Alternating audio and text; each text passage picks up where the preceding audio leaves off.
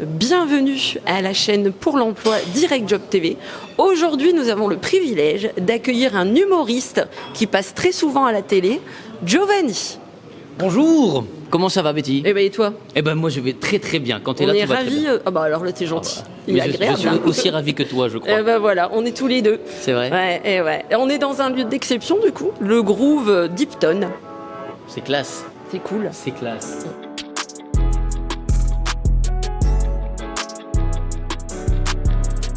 Giovanni, merci d'être parmi nous Eh ben merci à toi pour l'invitation. sur cette chaîne de l'emploi. On va parler du métier d'humoriste.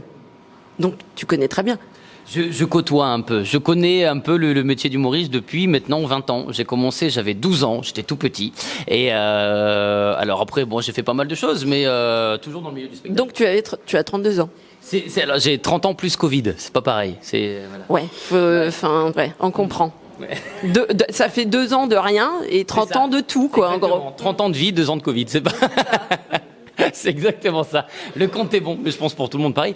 Mais justement, en parlant du métier, tu vois, je pense que ouais, le Covid, c'est quelque chose d'historique qu'on a vécu et que pendant le Covid, bah, il y a eu un métier qui a quand même été là avec un peu plus de complexité, mais on pourra en parler aussi, ouais. C'était que sur les réseaux sociaux, quoi, du coup. En gros, voilà. Bah, tu vois, on en a parlé. Voilà, c'est fini. On peut parler d'autre chose. Ah, affaire classée. Et du coup, ce qui nous intéresse à l'émission, c'est de savoir comment peut-on devenir humoriste. Parce que à la base, il n'y a pas de parcours scolaire. Il y a des parcours scolaires en France qui commencent à se mettre en place. Au Québec, on a eu des écoles, l'école du One Man Show au Québec, où on peut apprendre très jeune à devenir humoriste, à devenir acteur, à devenir comédien. En France, c'est vrai qu'on a un peu plus de complexité, c'est-à-dire que ça reste encore un art qui est, je vais dire, passion dans un premier temps, et qu'après on peut approfondir un peu, voilà, comme on a pu avoir il y a 10-20 ans dans le métier du sport, voilà, être footballeur, c'était quelque chose de voilà, il n'y avait pas d'école pour être footballeur. Maintenant, on commence à avoir vraiment le sport-études qui fait partie des... Mais il y a un diplôme spécifique pour devenir, en tout cas en France, pour devenir humoriste, ou on passe par la case... Non, il n'y a pas de diplôme d'humoriste. Il y a, alors le confinement a fait justement un peu bouger les choses. Je sais qu'en Belgique, il y a 2 copains qui s'appellent les Frères Taloche, qui ont monté une fondation pour que l'humour soit reconnu au sein du gouvernement belge. Alors tu vois, Coluche pendant des 20 ans a dit que les Belges étaient cons, mais tu vois, pas tant que ça en fait. D'ailleurs, on devrait peut-être, pourquoi pas, ouvrir une école du one man qui s'appelait l'école Coluche, enfin qui s'appellerait l'école Coluche en France. Ça nous donnerait un peu voilà, s'il y en a qui ont des idées pour lancer ça. Mais toi, tu as eu quel parcours?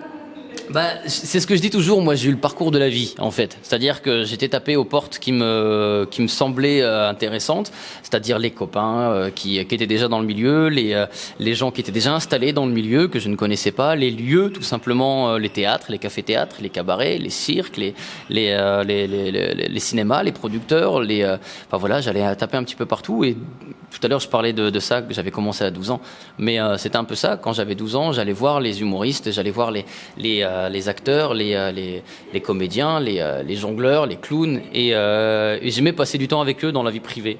Et c'est un peu comme ça, voilà, qui m'ont aiguillé, qui m'ont dit bon bah voilà, on va t'apprendre ci, on va t'apprendre ça, regarde comment on fait. Et c'est sur le terrain en fait que j'ai appris. Conseilles-tu à quelqu'un qui a envie de se lancer en tant que humoriste? Il faut se dire qu'on est nul. Tout simplement. Eh ben, ça commence bien. Oui, mais c'est vrai. Il faut pas se dire qu'on peut y arriver facilement, parce que le chemin est très long. Et je pense dans tous les métiers. Hein, mais voilà, je pense qu'il faut se former. Et en se formant, c'est pas juste aller voir quelqu'un qui va se former, qui va te former. C'est plus toi qui dois te dire, voilà, oui, en effet, apparemment, j'ai quelque chose, d'après les gens. D'après les gens, je fais rire. D'après les gens, je suis intéressant. D'après les gens, j'ai quelque chose. Donc, j'y vais, allez, je me lance. Moi, ça me ferait plaisir. Je me ferai plaisir. Donc, voilà, c'est ça le maître mot, je pense, c'est de se faire plaisir en priorité. Ne pas se dire que tout est possible tout de suite, que tout est acquis, que ça doit marcher tout de suite. Non, non, ça ne va pas marcher tout de suite. On va se planter. Il y a beaucoup d'années de galère. Bien sûr, il y a beaucoup d'années de galère, mais et c'est justement en fait ça la formation. C'est de tomber, de marcher, de courir, de retomber, de se relever, de remarcher, de courir, de retomber, et ça pendant quelques années. Et à un moment, eh ben, ça va ça ne va pas exploser parce que ça devait exploser. Ça va exploser parce que il y a quelques années, tu as allumé une mèche qui a fait que elle a pris, elle a pas pris, elle s'est éteinte, tu as remis une allumette et voilà, c'est ça. Et à un moment, ça fait boum parce que ça va péter. Mais avant, donc en fait, il faut être persévérant. Il faut être persévérant, voilà. Il faut être persévérant. Il faut s'assumer dans tout, dans ses réussites et dans ses échecs. Et je pense que voilà, il faut les prendre comme un parcours tout simplement et se dire que oui, là j'ai essayé, tiens là la blague là, tiens celle-là elle marche tout le temps, c'est bien. Celle-là, tu vois, moi quand je vais faire des tests au Spotlight de Lille que j'embrasse et que j'incite tout le monde à aller les voir, à pousser les portes du Spotlight de Lille, qu'on soit spectateur ou qu'on ait envie de se lancer dans ce métier. Moi, je l'ai fait il y a 7 ans. J'ai été pousser les portes du Spotlight et j'y suis allé et je me suis pris que des claques, que des échecs. Je suis tombé plusieurs fois au Spotlight, mais j'en suis très reconnaissant parce qu'en fait, quand je faisais des sketchs, je remarquais que c'était pas le lieu où je devais faire des sketchs comme moi je les faisais. C'est-à-dire qu'on attendait d'avoir des vannes courte et forte et efficace, et moi j'arrivais avec un petit côté un peu plus poétique, avec un petit truc, un noir, avec un humour un peu plus cabaret, avec un moment je chantais, un moment je dansais, et en fait voilà, je me suis rendu compte que c'était pas le lieu, que c'était pas ça qu'il fallait que je fasse, et c'était pas ça que j'avais envie de faire en même temps, parce que je voulais que ça fonctionne là-bas, et donc du coup j'ai dû me modifier moi. Voilà, et m'assumer ce que j'avais envie de... trouver un juste milieu entre ce que j'avais envie de faire et ce que les gens attendaient de moi. Ouais. Voilà. Et donc pour ça, il faut... Donc en fait, en gros, il faut savoir t'écouter, il faut savoir écouter le public, il faut savoir faire de l'impro. Bien sûr, mais alors c'est pareil, l'impro c'est la base de s'écouter et d'écouter les autres. Ouais. C'est exactement ça. Si tu fais de l'impro comme là, je suis en train de te parler et que je t'écoute pas quand tu veux prendre le relais, ça marche pas, c'est pas un duo. Et donc du coup voilà. On fait un duo. Je suis honorée. Je suis honorée. Allons-y. Et on n'a qu'un micro, c'est dommage. C'est dommage. Je commence à fatiguer. Tu veux que je tienne le bras? Tu tiens le micro, je tiens les bras. Voilà. Et donc du coup c'est très musclé, dis donc. Mais il est très musclé, c'est Léopard. Oui, moi je parle du muscle au-dessus, mais il passe en dessous le muscle. Mais et je tâte. Non, ça va.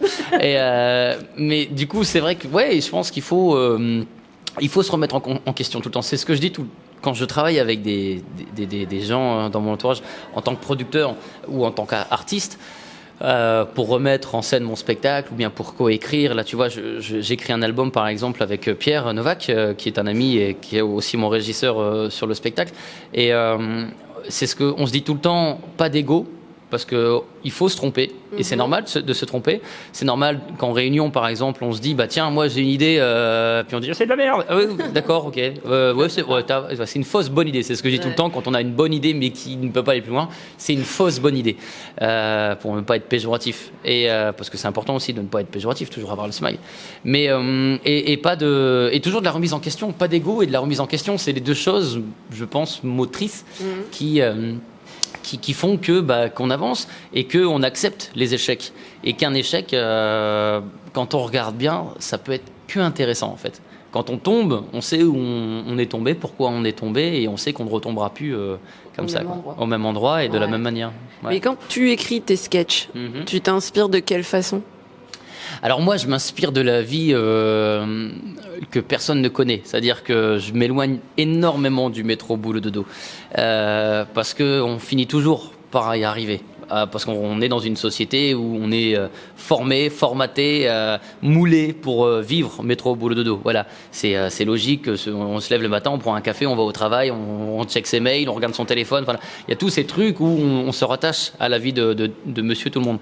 Et donc du coup, moi, je m'éloigne énormément. Donc j'aime beaucoup tout ce qui est BD et tout ça. Ouais. Voilà, donc je suis beaucoup dans cet humour-là, le côté clownesque, le côté on tombe, on se casse les gueules, le mec qui court, c'est ce que je dis tout le temps, c'est l'exemple que j'utilise beaucoup dans les interviews, mais le mec qui court après le train parce qu'il a loupé son train ou son bus, surtout le bus, parce que courir après un train c'est un peu chiant, mais le mec qui court après le bus, voilà, moi ça me fait mourir de rire, le gars qui a la bourre et qui à un moment le bus s'arrête et qui se prend le bus derrière, enfin voilà, et que le bus repart et que lui il est sommé, ça c'est les choses qui me font rire, ça fait partie de la vie de tous les jours, qu'on peut côtoyer, mais c'est la façon dont c'est amené. Voilà, à partir du moment où on utilise le rire, ce qu'on appelle le rire arraché, ce qui fait qu'on se retrouve à rire en disant oh putain j'ai ri de ça, je suis débile. Voilà, et c'est ça en fait. Et ça fait partie de nous, de notre enfance, de rire de ça, de le mec qui glisse sur la peau de banane, la grand-mère qui se balade, qui dit coucou, plaf, elle tombe, c'est à mourir de rire. Et on se retrouve à faire oh mon Dieu, peut-être qu'elle s'est fait mal, machin. Donc il y a une émotion qui se crée. Et je pense que c'est voilà, moi je suis pas un artiste humoriste, je suis un créateur d'émotions, je pense à la base, un clown. J'espère, et parce qu'il n'y a rien de plus beau qu'un clown quand même. Mais pour faire rire, oui. Pour faire rire, pour faire rire, puis pour faire pleurer. Ouais. Justement, c'est vraiment l'émotion à l'état pur dans toute sa splendeur. On fait peur, les clowns peuvent faire peur. On peut faire croire à des choses, les emmener dans un univers complètement barré, voilà. Et mais je rebondis sur ce que tu as dit quand on était formaté par la société. Du coup, quand tu veux être humoriste et quand tu es à l'école, que tu vas voir une conseillère d'orientation, elle te dit de passer par le bac art et ensuite faire une école de comédie ou de spectacle. Est-ce que pour toi, tu dirais que c'est quelque chose qui en vaut la peine ou alors il faudrait passer par un autre... Non, je dirais qu'elle fait bien son boulot, c'est une conseillère d'orientation, quoi. C'est-à-dire qu'elle a été, elle, pour être conseillère d'orientation, on lui a dit de passer ça, de passer ça et de passer ça. Donc du coup, une fois qu'elle est arrivée conseillère d'orientation, son boulot, c'est de dire, bah, tu dois faire ça, tu dois faire ça, tu dois faire ça. Et pour être comme ça. Bah, c'est ça, une bibliothécaire, elle va toujours te dire, bah, tiens, le bouquin que tu cherches, il est rangé là-bas. Voilà, mais c'est pas pour autant qu'elle l'ait lu, quoi. Tu vois. Alors que les gens qui sont sur le terrain, je pense qu'ils sont quand même beaucoup plus fiables parce que tout à l'heure on parlait des échecs et je pense que voilà, c'est quand même assez rare les gens qui ont été diplômés, ils sont diplômés. Les gens qui n'ont pas été diplômés, ils se sont toujours débrouillés un petit peu tout seuls et donc je pense que c'est un peu plus eux. Enfin moi en tout cas, je fais partie de ces gens-là, de l'école de la vie. C'est ce que j'ai dit tout à l'heure. Mais je pense qu'en tout cas, dans le milieu du spectacle, le milieu culturel, on ne peut pas se permettre de dire à un artiste à en devenir, il faut que tu passes tel diplôme pour y arriver. Gainsbourg savait jouer énormément de musique, il savait jouer du piano, il savait dessiner merveilleusement bien. Et il s'est plus fait chier qu'autre chose. Enfin, t'enlèves son piano et ça reste Gainsbourg. T'enlèves sa cigarette, t'enlèves son alcool, t'enlèves tous ses copains autour. C'est plus Gainsbourg. Voilà. Et c'est pareil pour tous ces gens-là. Enfin, Brassens, tu enlèves sa guitare et sa moustache, ce serait quand même Brassens, tu vois. Et toi, c'est quoi qui te définit? Moi, tes cheveux roux. Oui. Alors ça, c'est sur l'aspect physique, mais je pense que non. Moi, ce qui pourrait me définir en tant qu'artiste, je pense que c'est ma façon de penser, mon côté speed et mon côté no limite dans l'imaginaire, dans l'imagination. Ouais, je suis très. Enfin voilà, je peux te faire un 2 heures sur une plaque d'égout, quoi. Mon bras, il tiendra pas. Non, oui. Non, mais c'est vrai. Tiens, je te retiens le bras, je te refais un massage. Et donc c'est vrai que disons, t'as encore un muscle en au-dessus et en dessous, c'est fort. C'est tout le temps. Ils sont tout le temps là. C'est fort ça. Et donc du coup, c'est vrai que non, je pense que moi en tant qu'artiste, j'essaye de cultiver l'enfant qui est en moi, quoi. Moi, je suis un enfant qui a pas grandi, qui veut pas grandir. Voilà. Et je suis papa de 2 enfants, 2 merveilleux enfants, un qui a 10 ans et un autre qui a 2 ans. Et ils ont 7 ans d'écart et pourtant ils jouent tout le temps ensemble et on joue à 3. Ma femme a 3 enfants en fait. Elle a 2 enfants et moi. Mais elle doit être contente. Elle a des cernes juste comme ça.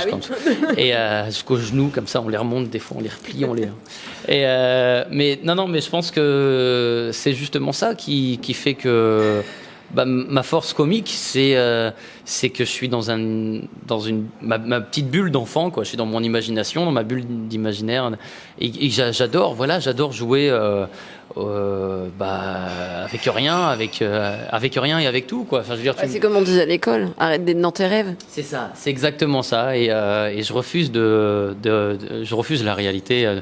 Mais d'ailleurs, je pense que je suis quelqu'un qui refuse la réalité dans la vraie vie.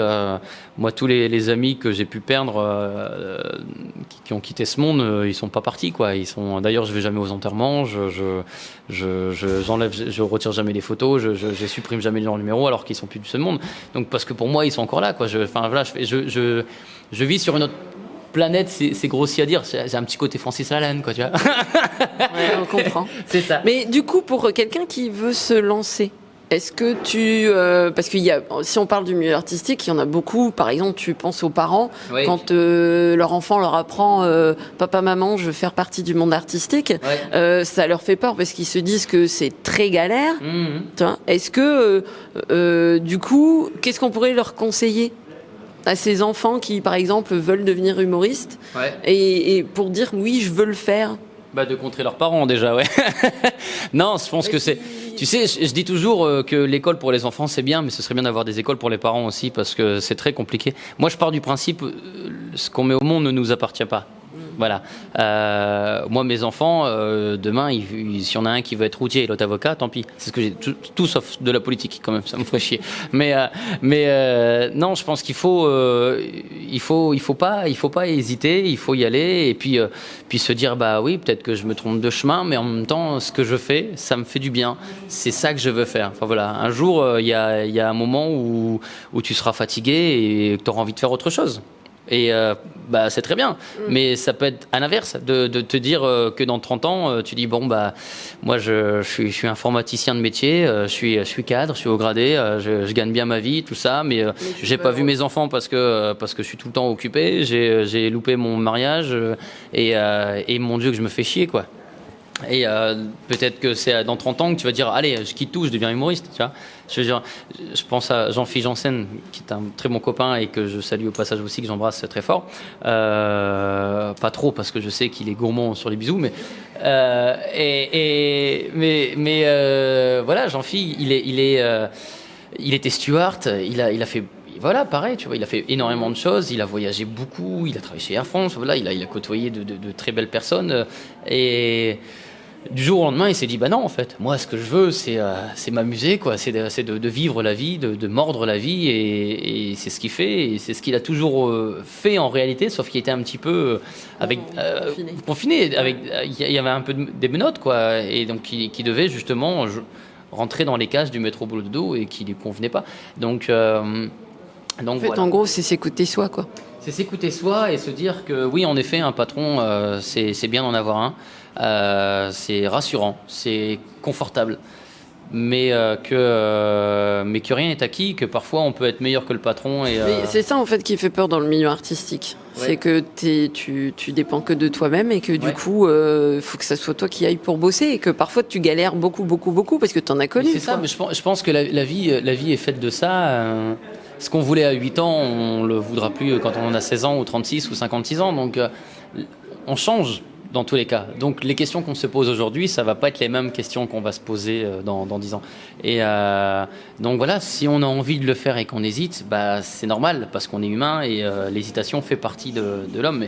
Mais voilà, je pense qu'il faut y aller et se dire voilà, c'est un peu le même principe à court terme quand on dit putain cette veste là, elle me plaît bien, 25 €, allez j'en ai que 20, non, bon, je verrai bien. Et puis quand on revient, elle n'est plus là, ou bien on n'a plus l'occasion d'aller l'acheter. Ouais. Et alors que cette veste, elle était vraiment sympa et que voilà, achète-la, tu t'en voudras peut-être plus tard, ou tu la revendras, ou tu la donneras à quelqu'un, ça te fera plaisir, ou tu la perdras. Et bien, c'est pareil pour le métier. Voilà, une carrière, c'est ça. Une carrière, c'est des hauts et des bas. Il y en a qui y arrivent, il y en a qui n'y arrivent pas. Après, c'est pas celui qui. Voilà, on stigmatise trop souvent, je pense, que la carrière réussie, c'est le gars qui est en haut d'un immeuble avec son cigare en train de dire c'est moi le roi du monde. Je suis pas sûr de ça en fait. Voilà, parce que souvent le mec avec son gros cigare, c'est un gros connard. et donc voilà, et que le mec qui est en bas, il est riche de plein de choses et parfois c'est le gars qui balaye l'immeuble, qui est propriétaire de l'immeuble aussi parfois. Donc pour résumer, il vaut mieux aller voir d'autres humoristes. Ouais, il faut aller voir beaucoup de monde en fait, en gros, se former à divers endroits. Mais complètement. Pas obligé d'aller par le parcours. Je pense qu'il faut pousser toutes les portes. Il faut pousser les portes des formations. C'est pas que je crache sur les études. Bien sûr, une conseillère d'orientation, on va vous dire d'aller voir aller à Paris parce que c'est à Paris que ça se passe. Ce qui est complètement faux. Aller voir les cours Florent, aller voir. Oui. Allez-y, je pense qu'il faut écouter tout le monde, mais surtout s'écouter soi, se faire sa propre opinion de tout ce que les gens disent. Voilà. Je crois que voilà, il y a beaucoup de choses qui se font, qui doivent se faire, et encore une fois, les échecs font partie du parcours. Donc voilà. Et s'assumer. Voilà. Si on se dit bon tiens voilà, moi, Ouais, non, je vais reposer. Je pense que voilà, si demain, moi j'ai envie de faire de l'humour noir, tu vois, des fois, encore aujourd'hui, mais d'ailleurs, il y a des vannes que je fais et que je me dis, oh, je peux pas faire ça sur scène. Et en fait, je l'ai fait avec les copains, et les copains, ils sont morts de rire. Et j'en refais encore le lendemain, d'autres copains sont morts de rire. Puis je dis, bon, allez, je le fais sur scène. Et puis les gens sur scène sont morts de rire. Et à la fin du spectacle, oh, la vanne que vous avez fait, elle a été géniale. Et tu dis, bah en fait, oui, il faut que je la fasse parce que c'est ce que les gens attendent et c'est ce qui marche. Et voilà, et c'est parfois, en fait, nous qui donnons trop voilà, on met trop de barrières, on se donne trop de noms et on se crée une charte en disant, voilà, il faut que je fasse comme l'autre. Voilà. Faut arrêter de regarder soi. D'ailleurs, il y a Anthony Cavana que j'ai vu là, cette semaine, là, qui joue son spectacle en ce moment en rodage. Il était à Lille, il est passé au Spotlight de Lille. Et il en parle dans son spectacle. Il fait un sketch sur des nageurs qui nagent, je sais plus les noms, mais enfin voilà, qui nagent. Et il y a les deux premiers qui sont en tête. Et le premier en fait se retourne juste pour voir ce que le deuxième fait, où est-ce qu'il en est, comment il l'a battu. Et le temps qu'il se retourne, en fait, il perd du temps et c'est le deuxième qui gagne. Voilà, sur un millième de seconde.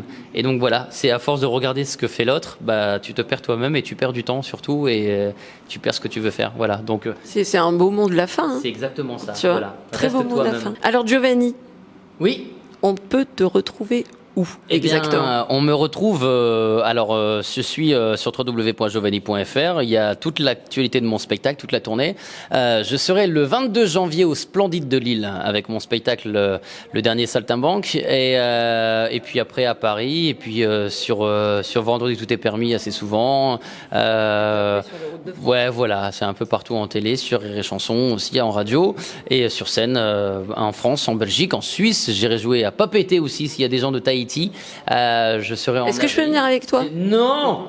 Et alors par contre je viens à Lille, tu peux venir avec moi à Lille si tu veux. Mais je préfère partir au soleil. C'est vrai. Mais en même temps tu y es déjà à Lille, c'est dommage parce que je t'aurais bien emmené avec moi parce qu'au niveau des frais de route ça aurait été plus intéressant pour moi de t'emmener à Lille qu'à Tahiti. Hein. Bon, écoute, je verrai ça, je t'enverrai un... Réfléchis. Ouais, je réfléchis à ça. Et puis après on peut me retrouver en Belgique, en Suisse, voilà. Et mardi j'ai dentiste à 13h30, j'ai très peur du dentiste, si vous pouvez m'accompagner ça m'arrangerait. Bon bah si je t'accompagne chez le dentiste, tu m'emmènes... Eh bah ok, d'accord, alors tu me tiens la main, hein, d'accord. Ouais. Ok, bon bah ça marche, je t'emmène à Tahiti. Je te masserai aussi comme tu as fait pour moi. C'est parfait. Ah bah j'ai envie d'aller à Tahiti. Hein. Mais t'as raison, mais moi aussi. Donc merci d'avoir suivi l'émission, merci d'être venu Giovanni. On remercie beaucoup comme Mad pour toute la technique, hein, comme on l'a dit tout à l'heure de toute façon. Et surtout, comme vous avez pu voir, on est quand même dans un lieu assez exceptionnel, hein, très agréable, qui est le Groove de Hipton. Le Hipton, ouais. Voilà.